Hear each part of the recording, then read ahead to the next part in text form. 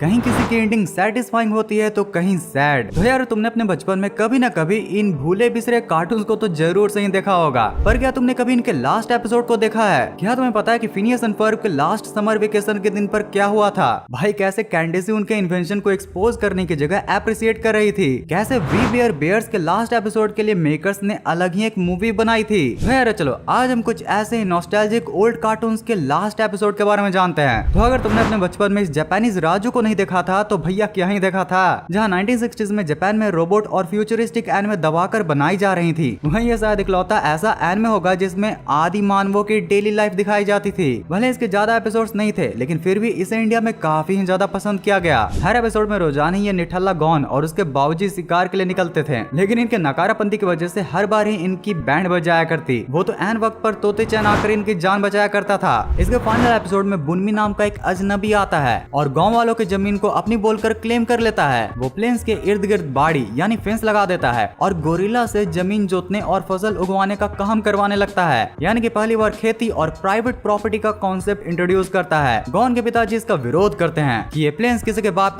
पापा के नहीं है, लेकिन बनमी जिद करता है कि अब ये उसकी ही है, क्योंकि सबसे पहले ओनरशिप उसने ही डिक्लेयर की। और बरकत और माल दौलत के जुमले में आकर इसमें गांव के बुजुर्ग लोग भी फंस जाते हैं और मान लेते हैं कि वो गर्मियों भर बनमी के लिए काम करेंगे जब तक कि पहली फसल ना आ जाए। गॉन और उसकी दोस्त पीको चैन इन्फेंसेस और ऑर्डर्स वाली सिविलाइज्ड जिंदगी से बेचैन रहते हैं, लेकिन उन्हें ऑटम तक सब्र रखने के लिए कहा जाता है। लेकिन फिर ऑटम आते ही अनाज तो तैयार हो जाता है, लेकिन एक विशाल मेहमत का झुंड वहाँ से माइग्रेट करते हुए गुजरता है और सारी चीजों को कुचल देता है। गाँव वाले होश में आते हैं और हिम्मत से मेहमत से लड़ते हैं। भाई कुछ को तो गिरा भी देते हैं और आखिर में सभी गाँव वाले ये समझ लेते हैं कि मेहमत से उनकी असली हार्वेस्ट है और उनका कबीला सफल शिकार पर जश्न मनाता है। फसल बर्बाद होने और फेंसेस टूटने के बाद प्लेन्स पर फिर से खुला आसमान दिखने लगता है और गांव वाले अपनी पुरानी जिंदगी आजाद स्टोन एज वाली हंटिंग में लौट आते हैं। We bare bears cartoon network का वी बियर बियर्स का फाइनल एपिसोड एक नॉर्मल एपिसोड के साथ नहीं बल्कि एक मूवी के साथ खत्म किया गया था। We bare bears the movie, जो कि 30 जून 2020 के डिजिटल प्लेटफॉर्म्स पर और 7 सितंबर 2020 को टीवी पर रिलीज हुई थी, जिसमें कि 3 प्यारे भाई ग्रिजली, पांडा और आइस बियर अपनी जिंदगी के सबसे बड़े चैलेंज का सामना करते हैं। एक्चुअली ये 3 भाई अपने नॉर्मल सड़क छाप जिंदगी से बोर हो चुके थे, इसलिए नॉम की ही तरह वो भी इंटरनेट पर फेमस होकर सबके चहेते बनने का ट्राई करते हैं। लेकिन उनका एक viral video stunt city wide blackout कर देता है, जिससे कि पब्लिक के साथ विलन और वाइल्ड लाइफ कंट्रोल एजेंट ट्रॉन्ट दोनों ही उसे नाराज हो जाते हैं। भाई ट्रॉन्ट तो उन तीनों को ही अलग अलग करके अलग अलग प्लेसेस पर भेजना चाह रहा था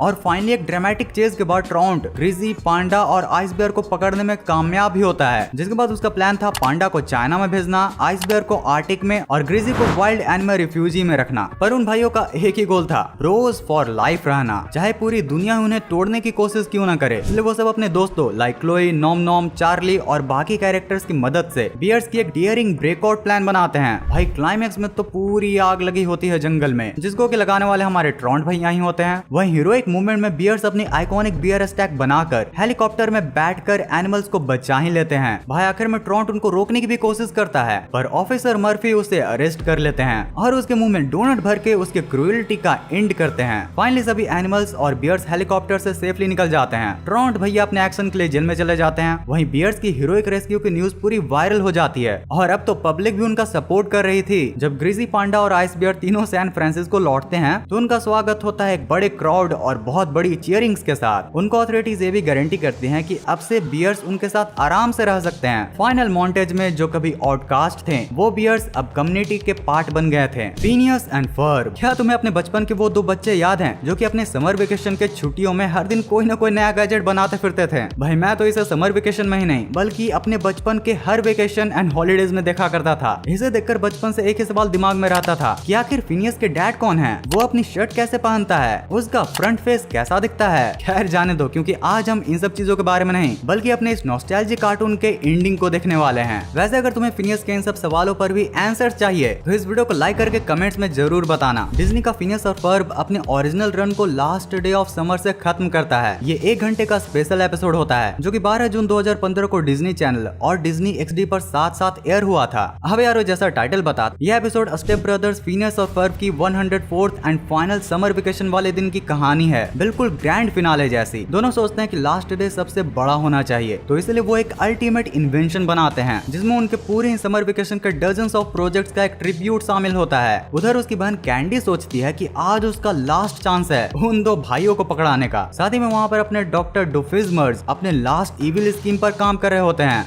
क्योंकि उनको भी पैरी द प्लेटिपस को हराना था। कहानी के सभी धागे तब टकराते हैं जब कैंडिस बार बार मॉम को टाइम पर बुलाने में फेल होने की वजह से हमारे चालू डॉक्टर साहब के पास पहुंच जाती है और गुस्से में उसकी डू ओवर इनेटर मशीन चालू कर देती है, जो कि एक टाइम लूप को क्रिएट करती है। कैंडिस खुश, उसे लगता है कि अब वो इनफाइनाइट चांसेस के साथ फिनियस और फर्ब को पकड़वा सकती है, लेकिन उसे ये क्या पता था कि डॉक्टर साहब के इस गैजेट की वजह से वो groundhog day type repeat में फंस जाती है। शुरू में उसे ये हेल्पफुल लगता है, उसे लगता है कि वो कितनी बार भी फेल हो वो अपने दोनों भाइयों को एक न एक दिन पकड़वा लेगी, पर कई लूप्स के बाद चीजें बिगड़ने लगती हैं। टाइम रेव, चीजें गायब होना, फिनियस और फर्ब को भी समझ में आ जाता है कि दिन तो रिपीट हो रहा है, इसलिए वो अपने फ्रेंड्स के साथ मिलकर टाइम स्ट्रेटन आउट इनेटर बनाने की रेस में लग जाते हैं। इस हंगामे में कैंडिस फाइनली मान लेती है कि प्रॉब्लम उसी ने क्रिएट की है और वो भी अपने भाइयों को पकड़वाने के चक्कर में। फाइनली जब उसे अपनी गलती का एहसास होता है तो बस कुछ ही सेकंड्स बचते हैं कि तभी सभी मिलकर डिवाइस को एक्टिवेट कर देते हैं। टाइम लूप फाइनली बंद हो जाता है और सब नॉर्मल रिसेट होकर समर खत्म हो जाता है। टाइम ठीक होते ही अगला दिन आता है, वेकेशंस ओवर। एक स्वीट क्लोजिंग सीक्वेंस में पूरा कास्ट मॉम की बनाई हुई पाई को खाकर सेलिब्रेट कर रहे होते हैं। किड वर्सेस कैट, एक कैनेडियन कार्टून जो कि अपने final episode the cat went back part 1 and 2 नाम के 2 पार्ट सीरीज में रैप अप करता है। पार्ट 1 में जहां एलियन बिल्ली कैट को उसके होम प्लेनेट वापस बुला लिया जाता है, ऊपर से उसके सुपीरियर कमांडर कैट कमांडोर उसे इनकम्पिटेंट कहकर डाउनग्रेड कर देते हैं, जिसके बाद फाइनली रोबोटिक कैट कॉप्स धरती पर आती हैं,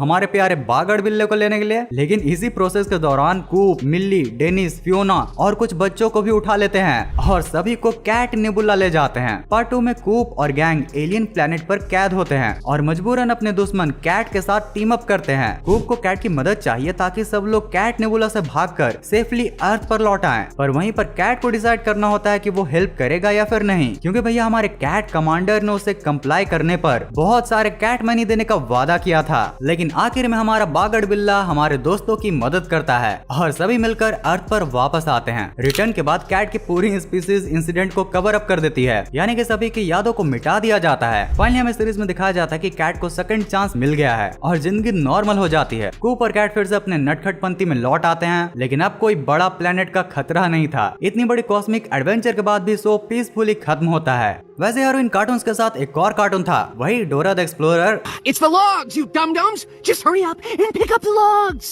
What about the log? लगता है ये गलत चैनल वाला डोरा लग गया। चुप के फड़ा दे जरा जिप्सी चुनागणी। अरे हाँ भाई ये तू ही है, चिंता मत कर, टेबल लगा के हाई फाई दे ले। I am Shaun the ship, this baby ship was so बोंडू। यार हमारे टिमी लल्ला की बात ही कुछ और थी।